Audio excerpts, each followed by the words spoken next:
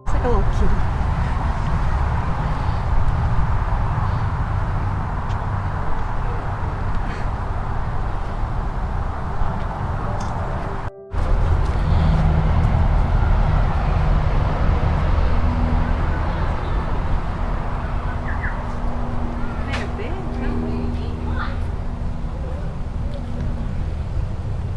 No, not yet.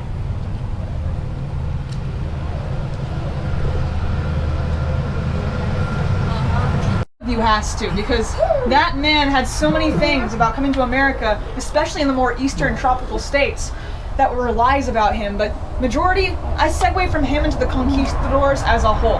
The conquistadors are the people who came from Spain, Portugal, and Cuba, originally to the state of Florida and all across the east coast and islands, searching for conquest. Either that was spreading their religion, the city of gold, the fountain of youth, explorers with a goal. They came to Florida the first couple of Portugal and Cuba. Our natives have been here for an extremely long time. To put it into perspective, the conquistadors came to the USA around 300 years ago. For America, a rather long time. For the world, oh heck no. People have been on this planet. At McDonald's or a Walmart, you had to go find food yourself. And that usually meant hunting, or trapping, or foraging, whatever. You learned how to hunt at a very young age, and if you were hunting animals for meat, naturally it made sense to use the other parts as well. Not just the meat, but the skin, the bones. Bones usually played a very important role in a lot of tools and weapons, even decorations sometimes. If you've ever heard the term using every part of the animal, Native Americans, no matter where you come from, not even the Native Americans, just the old species of humans, they loved to do it. Because if you hunted an animal and left all the dead parts laying around, it'd smell pretty bad a couple days later. And a lot of animals in this state hunt with that sense of smell. If you leave dead animal parts around, you're painting a scent-based target on yourself, and eventually it'll attract other animals. So if you don't want a black bear in your tent at 3 a.m., you're going to use every part of the animal. And every single part did include the bones, intestines, everything. Whenever they made tools, it wasn't just take a random bone, slap it on a stick, and hope it worked. They actually thought long and hard about what bones they used for what. Think about this tool I have in my hand. It is a gardening hoe. Looks like a modern one we use nowadays, doesn't it? The top part of it's made of an animal's bone. They picked the bone based on what could do this job the best. A gardening hoe is built to hit the ground over and over again, loosening up the earth beneath it to make it easier to plant crops later on. The ice thought about how white-tailed deer run. The legs, they hit the ground over and over again. The hooves tear up the earth, making it nice and light. But after the deer leaves, that was the choice between letting your feet run out from underneath of you and keeping them dry. Alligator skin was puncture-proof and waterproof. Making shoes out of that would make sure you stayed walking for longer, going through this place in the wet season. If you used the teeth, if you were an archer, alligator teeth made awesome arrowheads.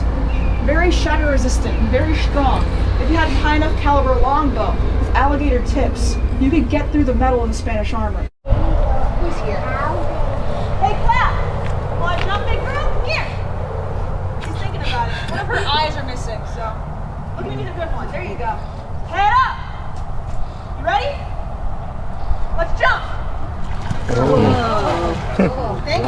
guys see that?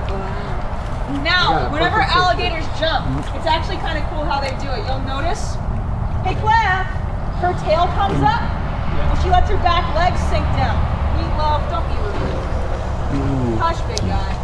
Whenever she jumps, she touches the bottom with her hind legs and pushes as hard as she can to get herself launched upwards. Claire, turn around. All the way, turn. Don't go too far. Hey, hey, I know you're half blind. Over here. Dork. Look at you with your good eye, princess, please. Who else is coming? Hi, Lumpy. Lumpy also cannot jump very well. She's missing one of her back legs. It's kind of essential. A lot of these alligators in this lagoon are missing something. It can be something as small as a toenail to something as big as like half their tail. Alligators are built to fall apart. These alligators that scare the pee out of me a little bit. Because what you're seeing right now with the jumps with Clef, that's not how high she can jump. Lumpy, open up, head up. Whenever Clef jumps, she is doing it. There are actually pictures. So remember, we didn't train the alligators to jump as low as they do today. Where people who came before me would hold the meat all the way up here. And the alligators would jump up so high you could slap their bellies on the way down. We don't do that anymore. Because you might think that's a little bit dangerous. Yeah, the government thinks so too. So overall, no, we don't do that anymore. However, it's still really good to know. One last jump and I gotta go. Head up. Good girl. Fine, Lumpy, you too. Lumpy, open up. Head up. Good girl. I love you, Mama. She's so sweet. Hey! Be nice. Meatloaf, Juicer. Yeah, stop being a brat, dude. It's too late for the party. Or anything. She just likes seeing new people. Just think about it. She's been here since before the humans moved into this part of Christmas, Florida. So she sees people all the time, but she still thinks it's interesting. It's one of my favorite things about her. She is very, very sweet too. She's not a very big girl. She's a very good listener. And she's older than most of the other things growing in this lagoon, which is really, really cool to me. Now she's not even like at the top of her lifespan either. Alligators can live for a very long time in captivity. Need to close it a little bit. It's cool to see her that close though, isn't it? Yeah. Thank you for moving, Patches. I appreciate it. There's one girl who drives this boat who she likes to see if she can hit the boat from the person driving, named Lorian. I don't know why. Her and Lorian play around a lot. I don't know if it's because she thinks it's amusing. I don't know if she doesn't like Lorian for some reason, but she'll hide beneath the boat right before Lorian's about to back up and make the prop hit her. For the alligators like her, they are bulletproof from the top down. This is an electric motor. It's not gonna hurt her. And she knows that. But she can hurt the motor. So sometimes if she backs up behind you and you gotta go back up from the dock and she's right there and you hit her, she'll crack a shear pin right before you get out the dock and makes you go over and have to fix it. She thinks it's hilarious. Our drivers don't think so. Thank you, Patches. See you when you get back. There's a couple right now. They'll probably still be there when we get back too, so I'll make sure we get a good look at them. The green stuff laying on top of the water is actually a plant called duckweed. It is the world's third smallest plant. What you're looking at, you see on my broom, each little plant is about half the size of a grain of rice. So it's like the world's ittiest bittiest lily pad. It sits on the very top of the water, it helps the alligators stay hidden, and it also cleans the water at the same exact time. As it grows, it pulls nutrients from the water, and it can grow over twice its mass overnight. It never is not green. It never goes away. So it cleans the water, keeps the alligators happy, and a lot of animals eat it, including people. You can eat that stuff. Duckweed actually, I've heard it tastes a little bit like spinach, but a bit spicy. I have not eaten this stuff though. Our gators aren't potty trained, and I'm not brave enough to put my on that. For some reason. I think one of his girls built their nest there. You see his face? Yeah. Behind the palm tree directly? Yeah. Hi, big man. Now, Goliath's head is big enough. If I fell into his mouth head first, he could take me from my head to my belly button without even swallowing me. He is also strong enough in the jaw he could bite me in half with no teeth. Luckily, that is not on his to-do list. Goliath is a very sweet guy. He honestly is probably one of the most well-behaved alligators here. As long as you feed him, he's good. By the way, this tree coming in, I'm sorry about that. Remember that thing I told you at the beginning? Yeah. Keep your mouth closed. Must force you on some spider just enough protein. You can see him pretty good now. Yeah, me too. He's over there. I love seeing Yeah. him. He makes me so happy. Whenever he's in the water, he's not afraid of the boat either. He's one of the only alligators who isn't. So every once in a while, if you have a group of like really loud kids that want to shut up, he'll come over and he'll get right underneath the boat without us knowing. Once I get back here, and then he just slowly lifts up. And he's strong enough that he can push the front of the boat up a little bit. And so I'll be back here going nice and slow, explaining like, you know, birds and bees with alligators. And all of a sudden the boat just starts going, "Woo." Everybody's like, "What's that?" And I'm like, somebody's saying hi. He loves to hear the scream. He doesn't do it because he's hungry or anything, he does it just for fun. Alligators get bored, man.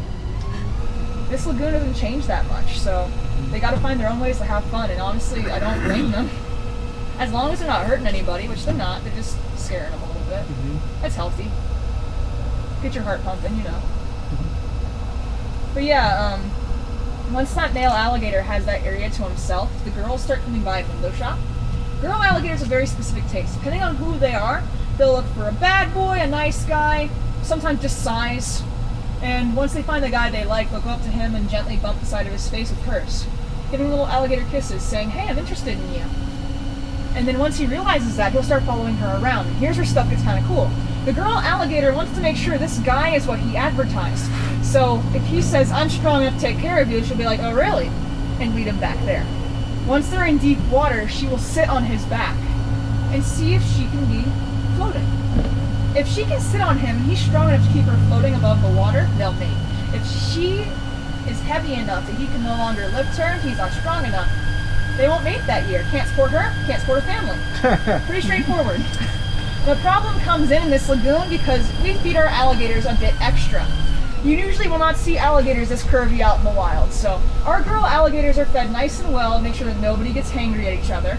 Because we do so though, come mating season, we end up having a lot of girl alligators who don't think there's any good guys left. You know, lifting is harder when you're a little bit curvy. Because of that, we don't really gotta worry about babies in this lagoon. Our alligators don't breed as often as you think they would. They still have nests, of course, but alligators still have nests even if they're infertile. Just like chickens, they lay eggs even if there's no babies inside. They have to. So around mid-summer to early fall, the nests are laid. The females sit next to their nest for about 2 months or so. When the eggs don't hatch, they just say, we'll try again next year, and it doesn't hurt them that much. Whenever the babies do hatch, the babies, before they hatch out of their eggs, will make a call. Adult. Whoop. Splash zone. The likelihood of a baby becoming an adult out in the wild is around 10%. In this lagoon, because there's so many other alligators, we try and remove the eggs before they hatch if we think they're fertile. That Inhinga is probably still going to be there too, so keep an eye out for him on the next island coming up. He probably hasn't moved. He usually doesn't. The red berries are from a plant called Brazilian pepper. The purple flowers are called creeping aster. That Inhinga's still there? Yeah, he is. Hey, little guy! Look at his wings. He's drying off.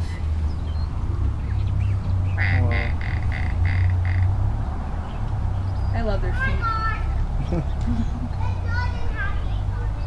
It doesn't have to inside. Oh, kid, are you in for a treat, babe? Oh. Hi, pretty bird.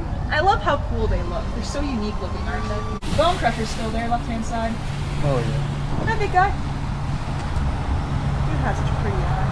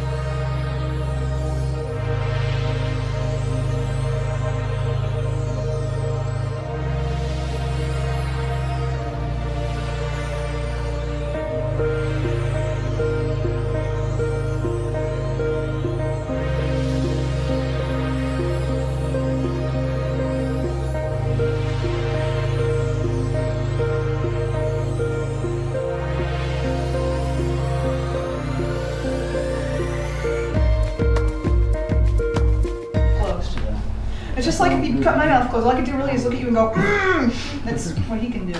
Now Tucker here is a baby alligator. However, he is a little bit special because Tucker is not the right size. Usually alligators grow about 1 foot per year till they're 6 foot long. Ooh, I felt that. Oh, I see it too. Fresh sweet Gatorade. Yeah. You ever wonder where it comes from? No. The original flavor too. Fun. I'm gonna let him get that on me and not on you guys. That's why I always hold it first. Tucker here is a baby alligator. And alligators, like I said, per year, 6 foot, and they slow down. The reason why Tucker's special is because he should be about as long as I am tall right now. But he's not. He's around. This alligator is growing incredibly slowly, which is a double-edged sword.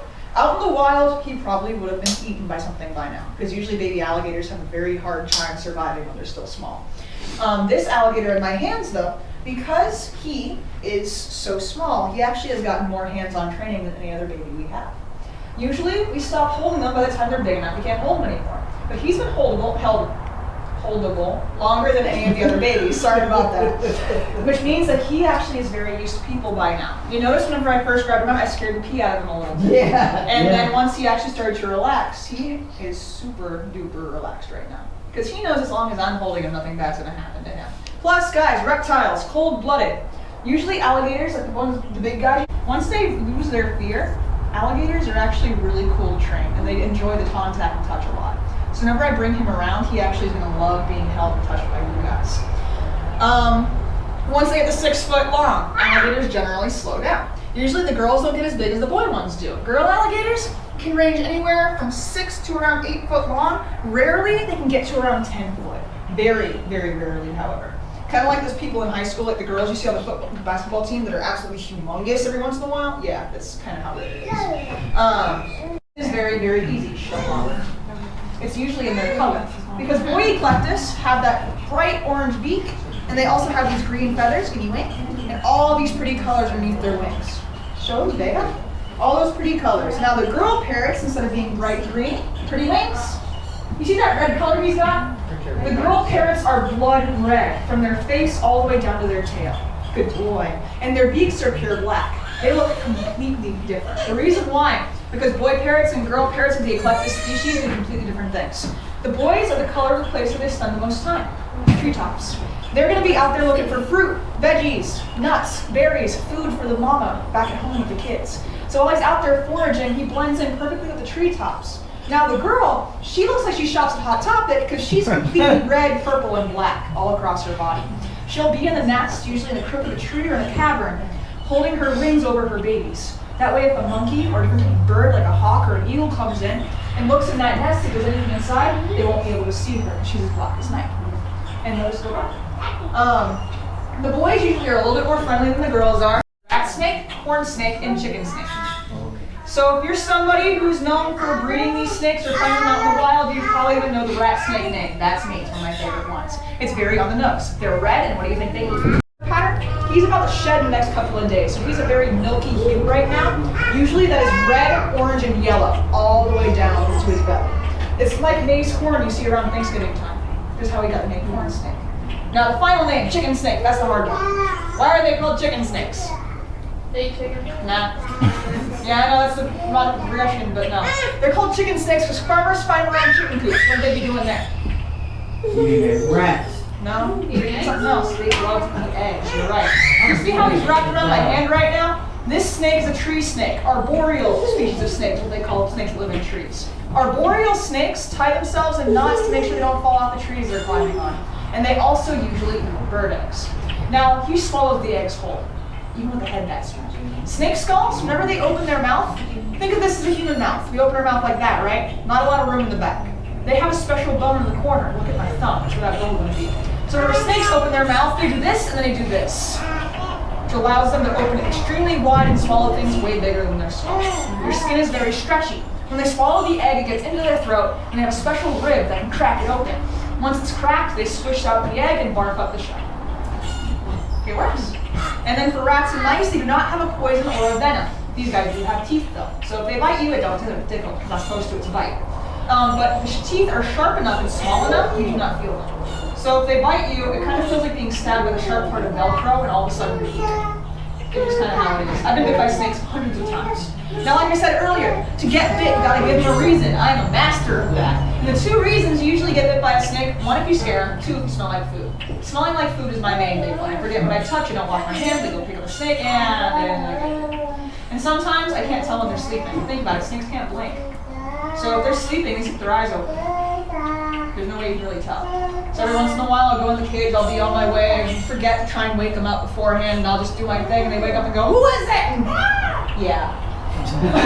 Overall, it's not that fun, but snake bites are not the end of the world.